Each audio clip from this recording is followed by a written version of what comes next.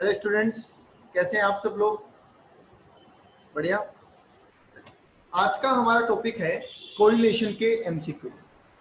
Correlation के MCQ के लिए कई बच्चों की क्वेरी थी कि सर बुक में कुछ आंसर गलत है और हमें इसमें कुछ कंफ्यूजन हो रहा है। तो हम आज आपके लिए लेके आए हैं कोरिलेशन के सीएमए फाउंडेशन की बुक में जितने एमसीक्यू दे रखे हैं उन सबका डिटेल्ड सॉल्यूशन एक एक करके हम करेंगे। देखिए, कुछ आंसर ऐसे भी हैं जो बुक में गलत है और वो क्वेश्चन ऐसे जो कॉन्ट्राडिक्टरी क्वेश्चन है। ठीक है, तो हम उनके अप्रोप्रिएट आंसर भी आपके सामने लेके आए हैं। ठीक है, आप देख पा रहे हैं आपके सामने क्वेश्चन लिखा हुआ है। हम वन बाय वन सबके सॉल्यूशन करेंगे। चलिए करते हैं शुरू। सबसे पहला question, bivariate data are the data collected. Bivariate data का मतलब होता है कि दो चीज से रिलेटेड डेटा। ठीक है, दो वेरिएबल से रिलेटेड डेटा, और जब हम उनको एक साथ इकट्ठा करेंगे तभी वो बाइवेरिएट है, अदरवाइज वो उसका कोई सेंस नहीं है। तो यहाँ पे हमारा आंसर हो जाएगा सी। ठीक है, बाइवेरिएट डेटा का मतलब हो जाएगा यहाँ पे सी। दो डाटा को जब हम एक साथ कलेक्ट करते हैं तो उसे कहा जाता है बाइवेरिएट डेटा। ठीक है, टू वेरिएबल्स साइमल्टेनियसली, दो वेरिएबल्स के लिए जब हम एक साथ साइमल्टेनियसली कलेक्शन करते हैं तो उसे हम बाइवेरिएट डेटा कहते हैं। ओके, क्लियर है? सेकेंड क्वेश्चन हमारा है सिंपल कोरिलेशन इज कोड। देखिए, सिंपल कोरिलेशन मतलब कि दो वेरिएबल के बीच में कोरिलेशन। सिंपल कोरिलेशन का मतलब है बिटवीन टू वेरिएबल। जब दो से ज्यादा वेरिएबल में होता है तो मल्टीपल या पार्शियल कोरिलेशन हो जाता है, और दो वेरिएबल के बीच में होता है तो उसको हम सिंपल कोरिलेशन कहते हैं।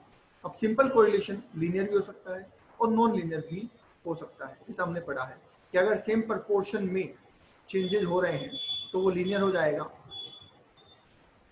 ठीक है, सेम प्रपोर्शन में अगर चेंज हो रहे हैं तो दैट विल बी लीनियर, और अगर डिफरेंट प्रपोर्शन में चेंजेस हो रहे हैं तो that will be non linear. ठीक है, तो इसलिए हम कहेंगे कि सिंपल कोरिलेशन दोनों हो सकते हैं। तो आंसर होगा बी 4। बुक में आपके यहाँ पे गलत मिलेगा, बुक में आपको ए आंसर मिलेगा और हमें ए नहीं करना है, हमें आंसर क्या करना है? सी करना है। Okay, clear? नेक्स्ट चलते हैं। नेक्स्ट क्वेश्चन कह रहा है if high value of one tends to the low value of another तो दे शुड बी। अगर एक की वैल्यू बढ़ती है और उसकी वजह से दूसरे की वैल्यू घटती है तो इन दोनों के बीच में कैसा कोरिलेशन है? नेगेटिव है, इनवर्स है, या दोनों है, या कोई भी नहीं? तो देखिए, नेगेटिव और इनवर्स को एक साथ ही यूज किया जाता है यहाँ पे, और दोनों का ही मतलब होता है अपोजिट डायरेक्शन। ठीक है, तो यहाँ पे हमारा आंसर होगा बोथ, दोनों ही रिलेशन इसके बीच में है। मतलब ये नेगेटिव भी हम इसको बोल सकते हैं और इसको हम इनवर्स भी बोलेंगे। Is that clear? I think यहाँ तक कोई डाउट नहीं होगा आपकी, तो आगे चलते हैं। Next question number 4। Question number 4 में कह रहा है the correlation is said to be positive. मैंने आपको पहले ही बताया हुआ है कि पॉजिटिव कोरिलेशन कब होता है? अगर सेम डायरेक्शन में दो वेरिएबल मूव कर रहे हैं तो हम उसको पॉजिटिव बोलते हैं, और अगर डिफरेंट डायरेक्शन में मूव कर रहे हैं तो हम उसको नेगेटिव बोलते हैं। अभी आपको बोला गया पॉजिटिव किसे कहेंगे, तो सिंपल सा है, जब दो वेरिएबल सेम डायरेक्शन में मूव करेंगे। तो आंसर विल बी ए। इस क्वेश्चन का आंसर भी बुक में गलत है। ठीक है, इसका आंसर भी बुक में गलत है। तो ध्यान रखिए, क्वेश्चन नंबर 4 जब आप करेंगे तो बुक का आंसर आपका गलत है। अकॉर्डिंगली आप सॉल्यूशन करें। ओके, नेक्स्ट कह रहा है age of applicant for the life insurance and the premium of insurance, इन दोनों के बीच में कैसा रिलेशन है? आप जानते हैं जैसे जैसे आपकी एज बढ़ती है वैसे वैसे आपका प्रीमियम भी बढ़ता है। मतलब आप जितनी एज ज्यादा होने पे इंश्योरेंस करवाएंगे उतना ज्यादा आपका प्रीमियम होगा। तो एज बढ़ रही है, ठीक है, एज बढ़ रही है और एज के साथ में प्रीमियम भी बढ़ रहा है, तो सेम डायरेक्शन है, और सेम डायरेक्शन है तो इट विल बी पॉजिटिव। हमारा आंसर क्या हो जाएगा? Positive correlation. ए आंसर हो जाएगा हमारा यहाँ पे। Is that clear? हमारा आंसर हो जाएगा यहाँ पे ए। ओके, नेक्स्ट चलते हैं। Correlation between sale of cold drink and day temperature. तो देखिए यहाँ पे भी वही बात है कि अगर टेम्परेचर बढ़ेगा तो कोल्ड ड्रिंक की सेल भी बढ़ेगी, हम ऐसा मान के चलते हैं, ठीक है। तो if temperature increase, sale of cold drink is also increase. तो इन दोनों के बीच में भी रिलेशन क्या हो जाएगा? पॉजिटिव। ओके, तो यहाँ पे भी हम क्या लिखेंगे? It's positive.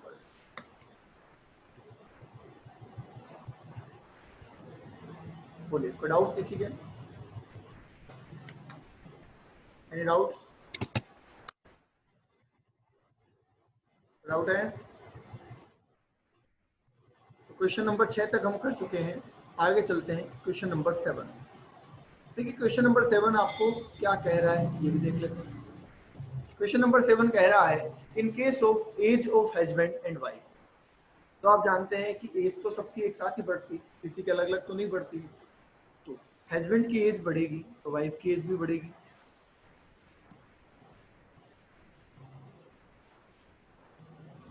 दोनों की एज बढ़ेगी तो दोनों सेम डायरेक्शन में मूव हो रहे हैं, तो ये भी क्या हो जाएगा? Positive correlation. तो हमारा आंसर यहाँ पे भी रहेगा ए, पॉजिटिव कोरिलेशन। ओके, चलिए नेक्स्ट चले। क्वेश्चन नंबर 8 कह रहा है what may be the value of R, positive और negative, its square will be. ठीक है, किसी भी वैल्यू पर, आप जानते हैं किसी भी वैल्यू का जब हम स्क्वायर करते हैं तो चाहे वो पॉजिटिव हो और चाहे वो नेगेटिव हो, स्क्वायर हमेशा उसका पॉजिटिव ही होता है। तो ये तो मैथमेटिकल बात है, इसमें कोई भी लॉजिक लगाने की जरूरत नहीं है। आप जानते हैं कि माइनस माइनस को हम अगर मल्टीप्लाई करेंगे तो वो भी प्लस हो जाएगा।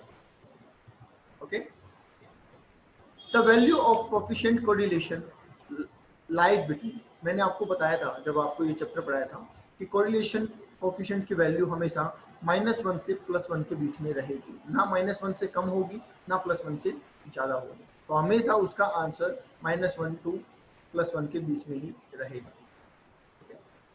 नेक्स्ट क्वेश्चन भी सेम ही है, जिसमें बोला गया है कि what are the limits of coefficient correlation. Same वही है, +1 से -1 इंक्लूडिंग लिमिट। इंक्लूडिंग लिमिट का मतलब है कि +1 भी इसी में आता है और -1 भी इसी में आता है। अगर -1 है कोएफिशिएंट ऑफ कोरिलेशन की वैल्यू, तो हम कहते हैं कि ये परफेक्ट नेगेटिव कोरिलेशन है, और अगर पॉजिटिव है तो हम बोलते हैं कि ये परफेक्ट पॉजिटिव कोरिलेशन है।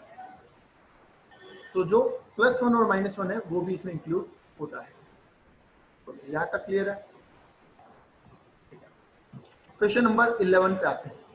क्वेश्चन नंबर 11 कह रहा है if y equals to a plus bx, एक लीनियर इक्वेशन दे रखी है आपको, and then what is the coefficient correlation between x and y। तो x एंड y के बीच में कोएफिशिएंट कोरिलेशन क्या होगा? देखिए यहाँ पे कोएफिशिएंट कोरिलेशन आपके एक मेथड आता है, मैं आपको बता दूं, कोरिलेशन निकालने के लिए एक मेथड आता है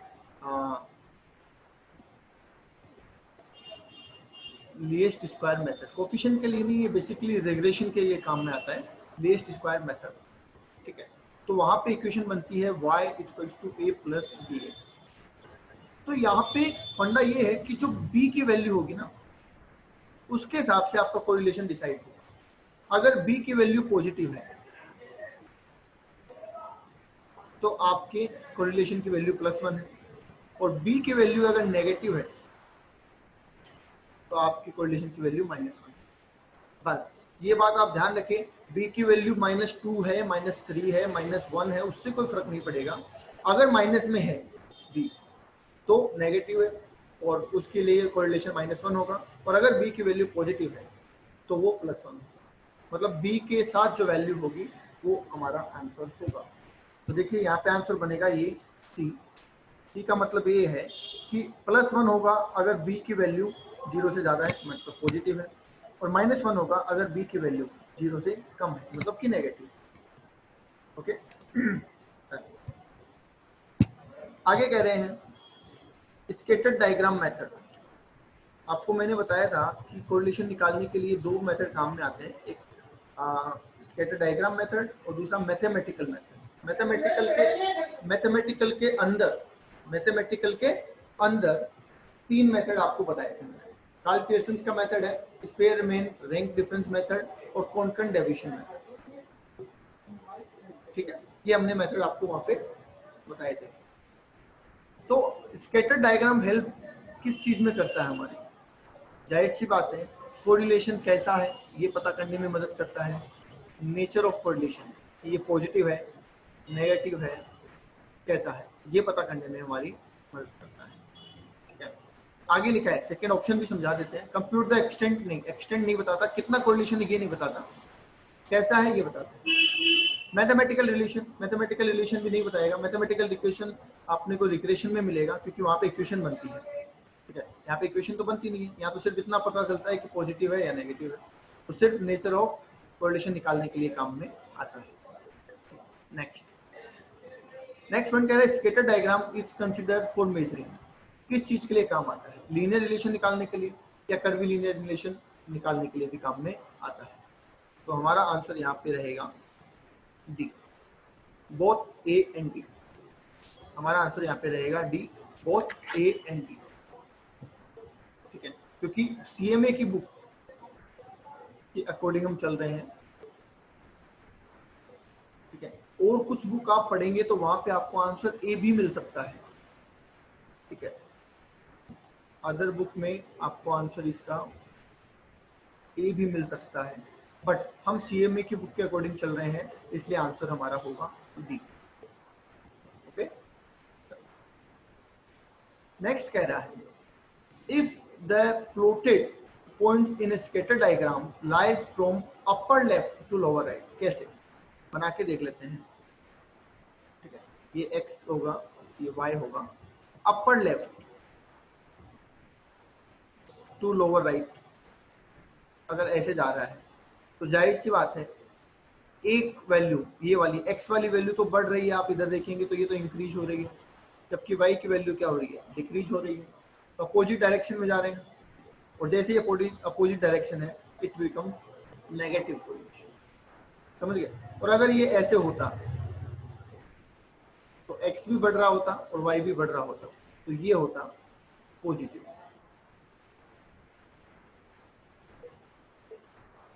ओके, तो हमारा आंसर यहाँ पे क्या हो जाएगा?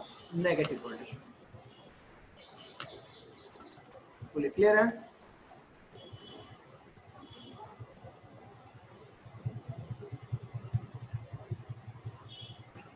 आगे चलते हैं क्वेश्चन नंबर 15 के ऊपर। क्वेश्चन नंबर 15 क्या कह रहा है? देखिए, क्वेश्चन नंबर 15 कह रहा है if the coefficient of correlation between x and y is 0.28, ठीक है, and covariance between x and y is 7.6 and the variance of x is 9, then hd of y series क्या होगा? आपको याद होगा, मैंने आपको एक फॉर्मूला यहाँ पे लिखाया हुआ है। ठीक है, मैंने आपको एक फॉर्मूला लिखाया हुआ है यहाँ पे, मैं लिख देता हूँ वो फॉर्मूला क्या है। फॉर्मूला लिखाया हुआ है R equals to covariance of x and y upon variance of x का रूट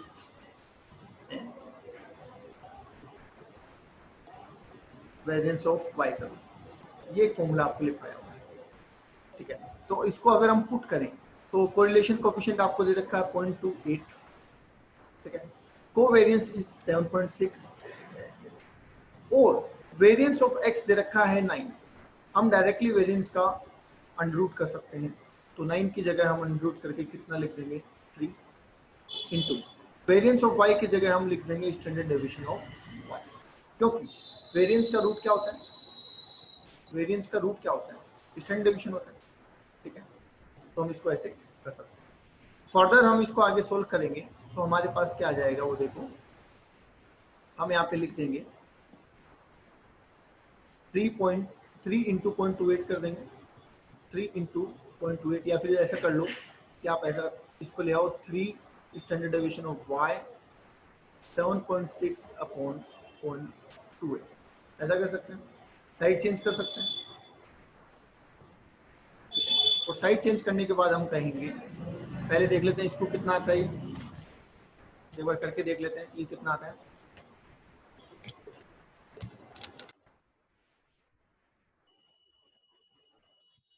करके देख लेते हैं सर, कैलकुलेटर देना है।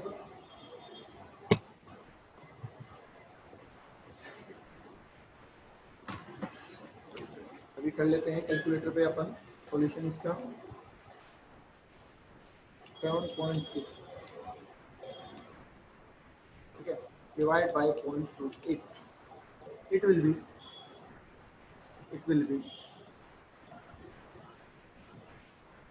27.14 upon 3. Answer will be 9.47047.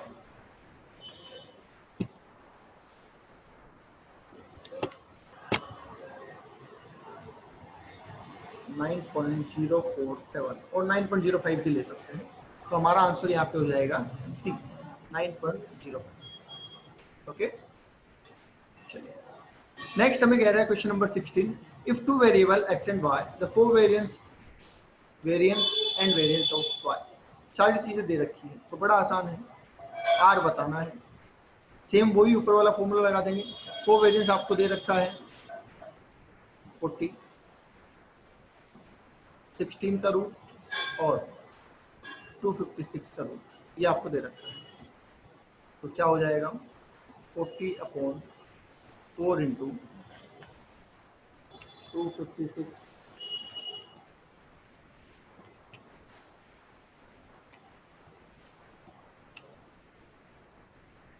का रूट 16, ठीक है, इंटू 4 64 40/64, it will be 0.625, तो आंसर हमारा हो जाएगा बी। आंसर हमारा क्या हो जाएगा यहाँ पे, बी। बोलो क्लियर है, बड़ा आसान है, इस फॉर्मूले से हमें चलना है वैसे।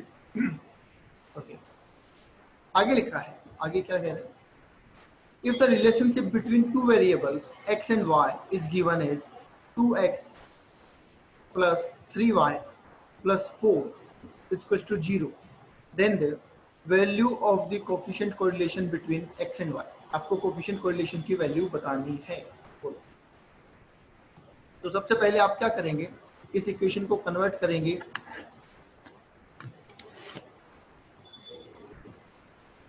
y equals to a plus bx, ये बताया था मैंने अभी आपको, ऐसे आप इसको कन्वर्ट करेंगे। तो आप यहाँ पे लिख लेंगे 3y, ठीक है, मैं साइड चेंज कर रहा हूँ, 3y आप करेंगे तो माइनस करेंगे 4 माइनस 2x, ये आएगा, बोलिए ये आएगा। 3y को आप इधर ले लेंगे और -4 माइनस 2x, आपका आंसर यहाँ पे आ जाएगा। ओके, 4 सोल्व करेंगे तो आप लिख देंगे y इक्वल्स टू -4/3 और माइनस 2x/3। तो सवाल ये आता है कि x के साथ जो वैल्यू है b की, वो किस में है, नेगेटिव में, और वो नेगेटिव में है, तो आंसर क्या हो जाएगा -1। ओके, यहाँ पे ये ध्यान रखना, x के साथ जो वैल्यू है वो किस में है, नेगेटिव में, और नेगेटिव में है तो अभी बताया था ना कि if b is less than 0 then correlation will be -1। Okay,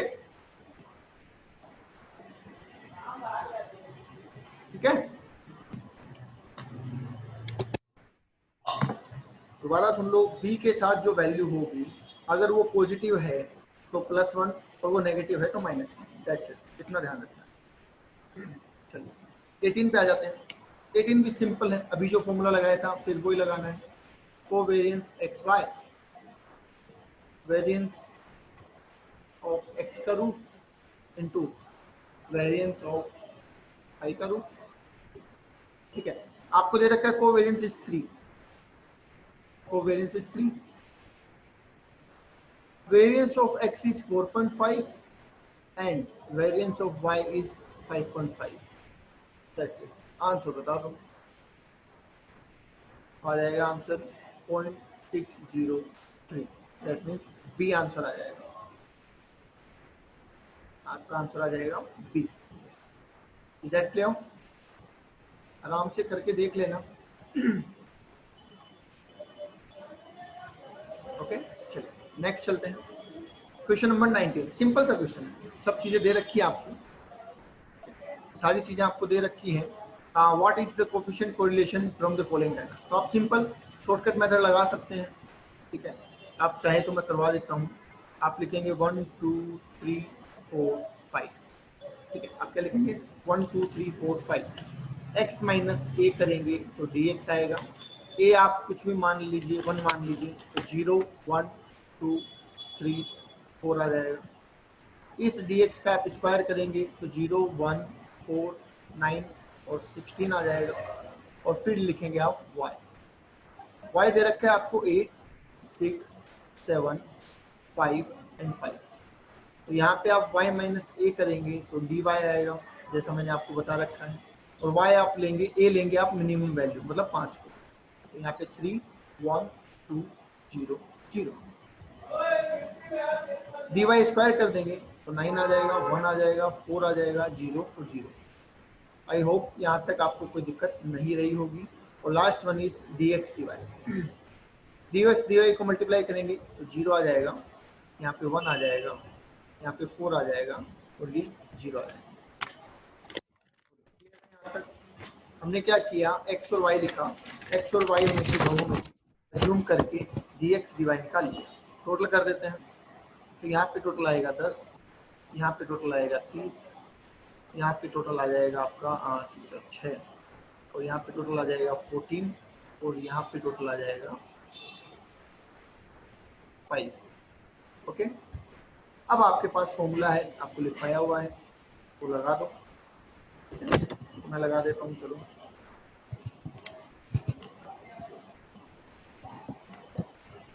मैं लगा देता हूँ। आपको मैंने फॉर्मूला लिखाया हुआ है, r summation dx dy into N minus summation dx into summation dy, याद है?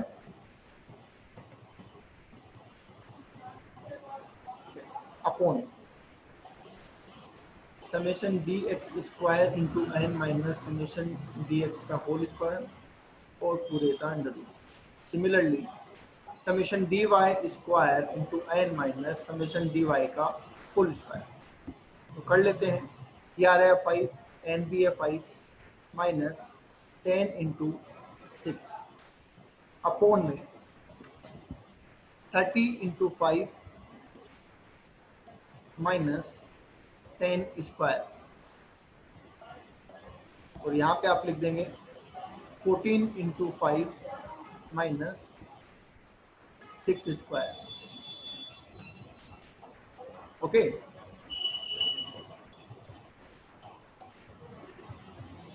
तो फाइनल आंसर आ जाएगा 25 माइनस 60 अपॉन 150, 150 का अंडर रूट 7.071, ठीक है, इंटू 70 माइनस 36, 70 माइनस 36, तो बचा हुआ रूट आ जाएगा 5.83 and final answer will B 0.85 minus 0.85 इसका आंसर होगा। आप आराम से कैलकुलेट कर लेना अगर आपने नहीं किया है। तो हमारा ऑप्शन कौन सा है वो हम देख लेते हैं। ऑप्शन हो जाएगा 0.85 के लिए माइनस 0.85 इज सी, तो हमारा 19 का आंसर हो जाएगा सी माइनस 0.85। ओके, चलिए नेक्स्ट चलते हैं। नेक्स्ट कह रहा है maximum value of rank correlation. देखिए रैंक कोरिलेशन हो, कॉन्करेंट डेविएशन मेथड हो या काल पियर्सन मेथड हो, रैंक की मैक्सिमम कोरिलेशन की मैक्सिमम वैल्यू +1 ही होगी, ठीक है। लास्ट चल रहे हैं, थोड़ा सा बचा है अपना 21। The sum of difference of rank, मैंने आपको बताया था कि जो समीशन डी होगा it will be always zero, ठीक है। और अगर जीरो नहीं आ रहा है तो आपका आंसर गलत है, ये आप चेक कर लें। For A group of 8 student the sum of square of difference of rank for maths and stat marks was found 50। मतलब आपको दे रखा है n 8 है और समेशन डी स्क्वायर दे रखा है 50, तो आपको रैंक कोरिलेशन पूछा है। तो रैंक कोरिलेशन आप बोलेंगे 1 minus 6 sigma D square n into N square minus 1, ये था फॉर्मूला। तो आप बेसिकली करेंगे 1 minus 6 into 50 upon 8 into 8 square minus 1, तो ये आपका निकल के आएगा 1 माइनस 300 और ये आई थिंक 504 आएगा, 504 निकालें।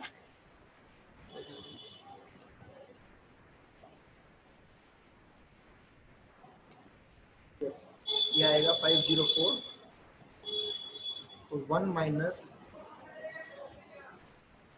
300 अपॉन 504, ये हो जाएगा 0.59 और आंसर आ जाएगा 0.40। तो यहाँ पे हमारा आंसर हो जाएगा B, answer will be B. Okay, चले आगे। Question number 10, the number of pairs. Number of pairs, देखो नंबर ऑफ पेयर्स बड़ा एन होता है और नंबर ऑफ साइन छोटा एन होता है, तो 10 पेयर्स बोला इसलिए n 10 है। नंबर ऑफ कॉन्स्टेंट डेविएशन मतलब c, जो पॉजिटिव साइन है वो 4 है। What would be the number of value of coefficient correlation पूछा है, सिंपल सा है। r पूछा है आपको कॉन्स्टेंट डेविएशन मेथड से, तो आपको फॉर्मूला लिखाया हुआ है ये 2c minus small n upon n, याद है। स्मॉल n का मतलब होता है number of sign, small n का मतलब क्या होता है, नंबर ऑफ साइन, ध्यान रखें, ठीक है। तो यहाँ पे आप क्या लिखेंगे कि 2c, c का मतलब पॉजिटिव साइन जो कि दे रखे हैं आपको 4 है। n, देखो अगर नंबर ऑफ पेयर्स 10 है तो नंबर ऑफ साइन कितने होंगे, 9 होंगे, ये बात ध्यान रखना। अगर number of observation, number of pairs 10 है तो नंबर ऑफ साइन 9 होंगे, क्योंकि आपको बताया हुआ है कि पहली फिगर के आगे तो डैश लगता है, पहली फिगर के आगे कोई भी साइन आता ही नहीं, इसलिए number of sign number of pair से एक कम होगा हमेशा, तो ये 9 रहेगा, ठीक है। तो आप इसको सोल्व कर देंगे तो आप कहेंगे 8 माइनस 9 अपॉन 9, तो ये तो आ जाएगा माइनस 1.3, ठीक है। तो आंसर अब आपका हो जाएगा यहाँ पे डी, आंसर आपका हो जाएगा यहाँ पे minus 1.3, 1/3, minus 1/3। Okay, any doubt?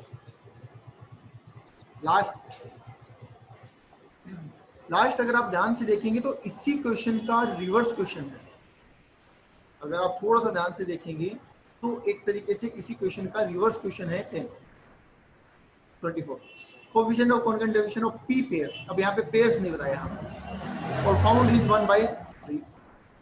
Number of concurrent deviation was found to be 6, यहाँ पे नंबर ऑफ जो डेविएशन वो 6 दे दिए आपको, ठीक है। नंबर ऑफ वैल्यू बतानी है आपको, p बताना है आपको, ठीक है। तो आप इसका बहुत बड़ा एक सॉल्यूशन होगा, आप बहुत बड़ा इसका सॉल्यूशन निकालेंगे तो आपके पास इसका जवाब आएगा। अगर आपको उसकी ज़रूरत हो तो आप मुझे बता देना, मैं आपको लिख के दे दूँगा। चलो कर ही लो, करवा ही देता हूँ, वरना फिर आपको फिर कंफ्यूजन रहेगा कि सर कैसे होगा, तो मैं करवा ही देता हूँ। एक क्वेश्चन के लिए आपके मन में डाउट नहीं छोड़ेंगे।